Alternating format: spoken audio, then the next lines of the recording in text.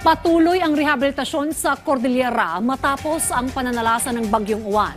Ngayong araw, target na maibalik ang supply ng kuryente sa buong Baguio City at sa Benguet. Yan ang ulat ni Janice Dennis ng PTV Cordillera.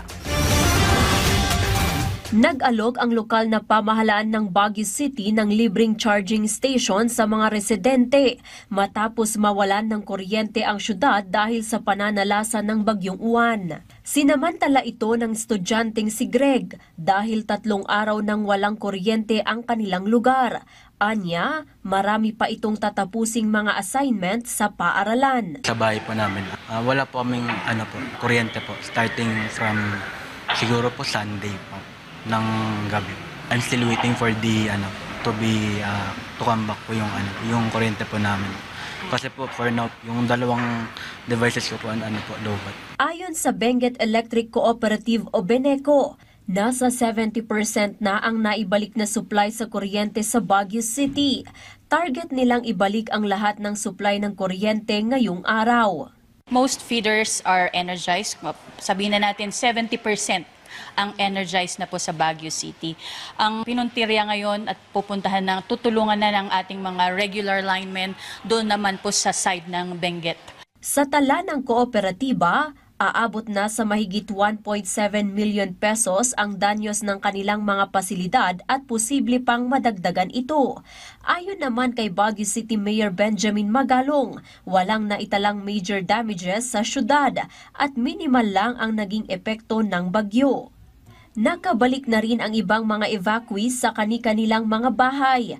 Nagsasagawa na ang lokal na pamahalaan ng assessment sa mga naitalang partially damaged houses para sa agarang tulong. Ito sa mga partially damaged, meron kagad tayong binibigay na cash support kagad. Depende. Kakaroon ng inspection. Ongoing na ngayon ang mga inspection. Tapos ini-interview na rin yung mga may-ari ng mga bahay. So, meron kagad outright, meron kagad bibigay na cash doon. Idineklara naman ng Sangguniang Panlalawigan ng Kalinga ang state of calamity sa buong probinsya dahil sa naging epekto ng bagyo. Sa tala ng Provincial Agriculture Office, aabot na sa 50 million pesos ang danyo sa sektor ng agrikultura. 35 paaralan naman ang nasira dahil sa bagyo.